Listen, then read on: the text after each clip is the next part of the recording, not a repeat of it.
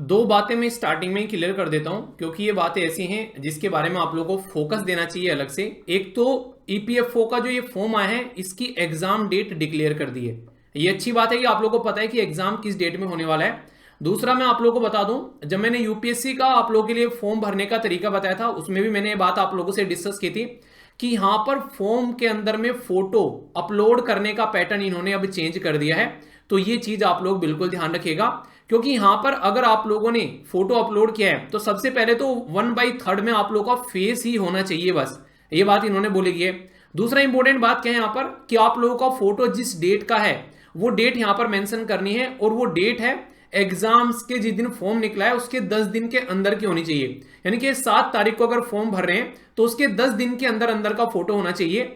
ये बकायदा आप लोगों के नाम के साथ में या तो ऐसे लिख लीजिएगा डेट, या फिर डेट ऐसे लिख लीजिएगा। ये यूपीएससी की हिदायत है जो कि सबके लिए यहां पर ये अभी अलाउ कर रहे हैं, और इसके चलते बहुत सारे फॉर्म कैंसिल हो रहे हैं। तो इसीलिए ये चीज मैंने आप लोगों को स्टार्टिंग में ही बता दी। बाकी और सारी इंफॉर्मेशन एक एक कर आइए अब डिस्कस करते हैं, सारी एक एक चीज देखते हैं। तो एक एक दिन जो है यहां से आप लोगों के लिए इंपॉर्टेंट हो जाता है, तो एक एक दिन को काउंट करते हुए अब आप लोगों को चलना है। ईपीएफओ का जो पर्सनल असिस्टेंट का जो फॉर्म आने वाला था, आज डेट डिफाइन की गई थी और आज है 7 तारीख, आज फॉर्म आप लोगों के सामने आ गया है। जो नंबर ऑफ वैकेंसी, वो एक पर्टिकुलर नोटिफिकेशन मैंने आप लोगों को बताया था, बिल्कुल वही है, क्योंकि ये जो नोटिफिकेशन इशू किया गया था ये भी कहीं ना कहीं यूपीएससी के थ्रू ही था, जिसमें सारी इंफॉर्मेशन दी गई थी। जो बातें यहां बताई गई थी वही सारी बातें हैं। पेपर के बारे में भी आप लोगों को बताऊंगा, सारी चीजें एक एक कर देखेंगे। एक बार नोटिफिकेशन में को ही हम लोग गो थ्रू हो जाते हैं। सबसे पहले तो ये वैकेंसी नंबर यहां पर दे रखी है यूपीएससी के द्वारा, और ये जो पर्टिकुलर पेपर है यूपीएससी ही कंडक्ट कराएगी।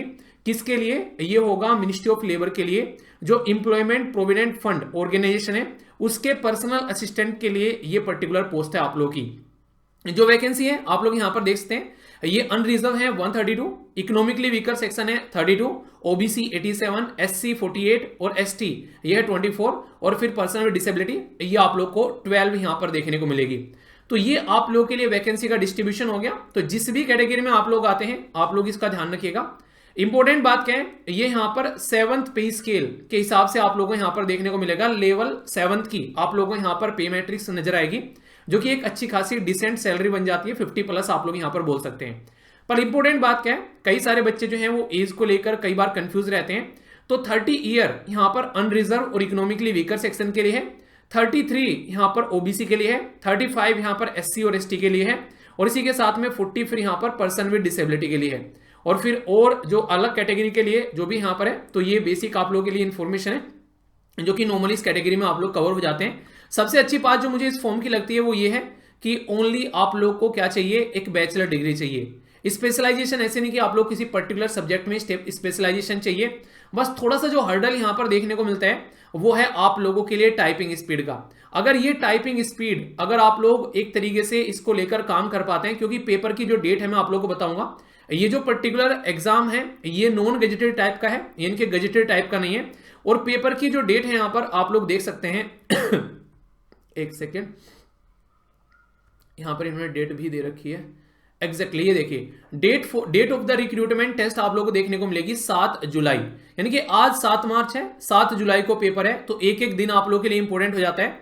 और यहां पर जैसे ही फॉर्म निकल गया है तो ये फॉर्म आप लोगों को भरने स्टार्ट करने हैं, क्योंकि यहां पर यूपीएससी एक खेल और खेलती है कि अगर जो फर्स्ट फॉर्म भरेगा उसी के बेसिस पर उसको सेंटर अलॉट करेंगे। अगर आप लोग लेट आते हैं और आप लोगों का सेंटर खासकर ऐसे एरिया में होता है जो जल्दी भर जाते हैं, तो फिर वो सेंटर आप लोगों को नहीं मिलेगा।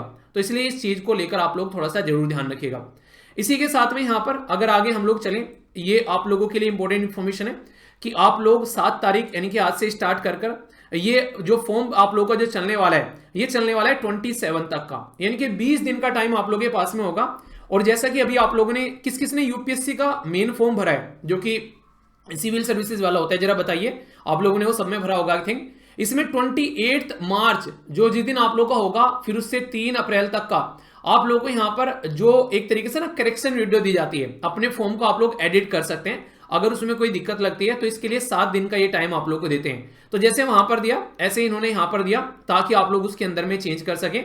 तो पूरा सिस्टम आप लोग को वही देखने को मिलेगा यहां पर। इसी के साथ में जो यहां पर अगर आप लोग यहां पर ये पर्टिकुलर एक बार देखिए आप लोग यहां पर जो सबसे इंपॉर्टेंट चीज रहती है कि सर इसके अंदर में सिलेबस क्या है। ये बिल्कुल नॉर्मल सा सिलेबस है। अगर आप लोग नॉर्मली किसी एग्जाम की तैयारी कर रहे हैं तो आप लोगों को कुछ एक्स्ट्रा ज्यादा पढ़ने की जरूरत है नहीं। जैसे इंग्लिश लैंग्वेज होगी, जनरल स्टडी होगी, इसी के साथ में क्वांटिटेटिव एप्टीट्यूड हो गया और रीजनिंग एंड कंप्यूटर आप लोगों को यहां पर देखने को मिल रहा है। मतलब जो डिवीजन है यहां पर ये 300 मार्क्स वाला है जो आप लोगों को बताया था रिक्रूटमेंट टेस्ट के लिए, और वही यहां पर मैंने आप लोगों को समझाया भी था कि कैसे कैसे इसके अंदर में आप लोगों को देखने को मिलेगा। तो याद होगा ये स्लाइड मैंने आप लोगों को तसल्ली में बताई थी। इसमें आप लोग यहां पर देख पा रहे होंगे कि यहां पर जो एप्टीट्यूड है वो आप लोग का 30 क्वेश्चन रहेंगे 60 नंबर के। जनरल नॉलेज एक तरीके से अवेयरनेस जिसको बोलते हैं आप लोग, यहां पर 30 क्वेश्चन रहेंगे 60 नंबर के। क्वांटिटेटिव एप्टीट्यूड 30 क्वेश्चन रहेंगे 60 नंबर के। और फिर यहां पर इंग्लिश का बहुत बड़ा पोर्शन है, ठीक है। तो यहां पर इंग्लिश काफी बड़ा रोल प्ले करती है। यहां पर ये आप लोगों का देखने को मिलेगा 50 क्वेश्चन 100 नंबर के। कंप्यूटर लिटरेसी जो है वो ये आप लोगों को देखने को मिलेगा 10 नंबर का। एक यहां पर आप लोगों को देखने को मिलेगी 10 क्वेश्चन 20 नंबर के। तो टोटल मिलाकर 150 क्वेश्चन 300 नंबर के आप लोगों को यहां पर देखने को मिलेंगे। तो कुछ भी एक्स्ट्रा नहीं है, जो एक्स्ट्रा है वो है आप लोग की टाइपिंग, जिस पर आप लोग को थोड़ा सा एफर्ट डालना है। और यहां पर सबसे इंटरेस्टिंग चीज जो मुझे पर्सनली लगी कि अगर आप लोग इसको देखकर चलोगे, अगर आप लोगों ने इंग्लिश और रीजनिंग वाले पोर्शन पे भी अगर आप लोग की अच्छी कमांड नॉर्मली कई बार कई सारे बच्चों की रहती है, अगर जीएस में थोड़ा सा भी आप लोग डाउन है तो यहां पर ये अच्छा रोल प्ले आप लोगों के लिए कर सकता है। समझ रहे आप लोग? यहां पर कहने का मतलब ये कि ये नॉर्मली ऐसा पेपर होता है जिसमें जीएस अगर आप लोगों का थोड़ा सा डाउन भी रहता है तो भी आप लोगों के हाथ में एक बेहतरीन जॉब आप लोगों को यहां पर मिल जाती है। तो ये खासियत आप लोगों को यहां पर इसकी देखने को मिलती है। तो इसलिए जो भी आप लोगों का स्टार्टिंग से ही जैसे टाइम ड्यूरेशन आप लोगों को बताएं कि 7 को पेपर होने वाला आप लोगों का 7 जुलाई को, तो उसके हिसाब से सारी चीजें आप लोगों के सामने हैं। ऑल इंडिया लेवल का टेस्ट है यहां पर, ये सारी चीजें बता दी। अब एग्जाम की डेट भी अनाउंस कर दी गई है, इसमें भी कोई डाउट आप लोगों के सामने नहीं है। सारी की सारी वैकेंसी आप लोगों को पता चल चुकी है कि कौन कौन से में क्या क्या वैकेंसी है, तो ये भी आप लोगों को पता चल चुका है। तो कोई दिक्कत नहीं होनी चाहिए। अब फॉर्म कैसे भरना है आप लोगों को, ये नॉर्मल है। जैसे कि आप लोगों ने यूपीएससी का फॉर्म रखा होगा तो आप लोगों के लिए अच्छा है। यूपीएससी की ऑफिशियल वेबसाइट पर आप लोगों को जाना है, उस पर जाकर आप लोगों को सबसे पहले तो किसका ओटीआर भरा हुआ है, जिसका भरा हुआ है तो उसको ओटीआर भरने की जरूरत नहीं है, वहीं से ही वो सारी इंफॉर्मेशन आप लोग की उठा लेगा। अपना बस आईडी आप लोगों को पासवर्ड डालना है, वहां पर आप लोगों का पूरा खुल के आ जाएगा, ठीक है। फिर इसके बाद में आप लोगों को फॉर्म दिखेगा, उसमें जाकर क्लिक कर सकते हैं और अपलोड कर सकते हैं नेसेसरी डॉक्यूमेंट। फिर आप लोगों से लास्ट में जो होगा वो फी मांगेगा और फीस मांगने के बाद में आप लोगों से कंप्लीट फॉर्म जो है वो सबमिट कराएगा। तो ये प्रोसीजर आप लोगों को देखने को मिलेगा, ठीक है। यानी कि बिल्कुल स्ट्रेट फॉरवर्ड है सारी की सारी चीजें। जो एज है नॉर्मली मैंने आप लोगों को बताई थी कि 18 से लेके 30 के बीच में देखने को मिलेगी। यानी कि अगर आप लोग यूपीएससी की प्रिपरेशन कर रहे हैं और आप लोग की एज अंडर 32 के करीब है तो आप लोग यहां पर इस फॉर्म को आसानी से एक तरीके से एक चांस दे सकते हैं। एटलीस्ट एक फॉर्म इस तरीके के होते हैं कि आप लोगों को भर देना चाहिए, क्योंकि इसके लिए कोई एक्स्ट्रा ज्यादा प्रिपरेशन की रिक्वायरमेंट है नहीं। और सबसे बड़ी बात क्या है, अगर ये अभी आप लोग इसको तैयार कर लेते हैं अच्छे से, तो अभी ये बातें भी आ रही है कि मई या जून में मैक्सिमम आप लोग को जो है ईपीएफओ का जो मेन फॉर्म होता है असिस्टेंट प्रोविडेंट फंड वाला और एओएयू वाला, वो फॉर्म भी आ सकता है जल्दी ही। तो आप लोग के लिए एक और सुनहरा मौका आप लोगों को यहां पर देखने को मिलेगा, तो उसके लिए भी आप लोग अपने आप को तैयार रखिएगा। रिक्रूटमेंट सेंटर भी यहां पर है। और हाँ, एक और इंपॉर्टेंट बात यहां पर, जैसा मैंने बताया था, अगर ऑलरेडी आप लोग एसएलवी के साथ में कनेक्टेड हैं एप्लीकेशन वगैरह पर, तो आप लोगों को टेंशन लेने की जरूरत नहीं है। वहां पर जो न्यू कैंडिडेट है खासकर वो जरूर ध्यान दीजिएगा। मंडे से इसकी क्लासेस एप्लीकेशन पर स्टार्ट की जाएगी बहुत ही मिनिमम प्राइस में, ताकि आप लोग आसानी से शानदार तरीके से आप लोग अपनी तैयारी कर सकें। और टेस्ट सीरीज भी उसके अंदर में इंक्लूडेड रहेगी। और इंग्लिश पढ़ाने वाले जो टीचर हैं वो शानदार होंगे, आप लोग का मजा आने वाला है, ठीक है। जो कि एक तरीके से महारत ही है इंग्लिश की। इसलिए मैं जब इंग्लिश बता रहा था तो मैं थोड़ा हंस रहा था। मैंने कहा इंग्लिश को तो आप लोगों को जो सर हैं वो बिल्कुल मस्त तरीके से आप लोगों को कर देंगे। और कंप्यूटर तो ऐसे ही सर पढ़ाते हैं भाई साहब, उनका मैंने आप लोगों को पहले बताया था। ईपीएफओ वाला पेपर जो पहला होता अब तभी बच्चे उनको याद कर रहे हैं। उन्होंने इतना तसल्ली में कंप्यूटर कराया जिसकी कुछ हद नहीं है, ठीक है। बाकी सारी फैकल्टी आप लोगों को देखने को मिलेगी शानदार तरीके से। तो ये क्लासेज जो है मंडे से स्टार्ट होंगी इसकी, अगर आप लोग इसको अच्छे से एंजॉय करना चाहते हैं। पर फिर इंपॉर्टेंट बात मैं आप लोगों को बता दूं, आप लोगों को फॉर्म को डिले नहीं करना है, ठीक है। फॉर्म भरना है स्टार्टिंग में, ताकि शानदार तरीके से आप लोग अपने मनपसंद का सेंटर आप लोग ले सकें। एज लिमिट वगैरह की सारी चीजें आप लोगों को यहाँ पर देखने को मिल रही है जो मैंने अभी बताई है। तो उसके हिसाब से देख लेना, जो भी कैटेगरी है आप लोग की उसके हिसाब से सारी चीजें आप लोगों के सामने इंफॉर्मेशन है। पर लेकिन जो सिलेबस है वो मुझे नहीं लगता कि इतना टफ है कि आप लोग यहां पर इसको आसानी से नहीं कर पाओगे।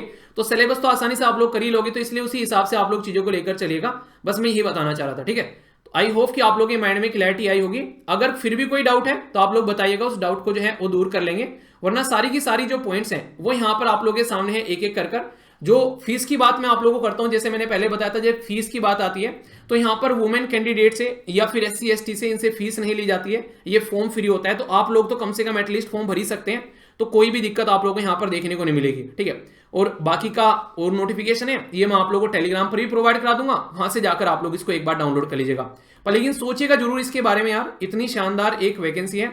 अगर आप लोग पहले भी टाइपिंग वगैरह कर चुके हैं तो ये आप लोगों के लिए एक तरीके से गोल्डन अपॉर्चुनिटी होगी, ठीक है। तो कौन कौन इस फॉर्म को भरने जा रहा है कमेंट बॉक्स में बताइएगा। बाकी all the best to all of you. बाकी कोई भी अगर डाउट होगा तो बताना, आने वाले उसमें उसको कवर कर लेंगे।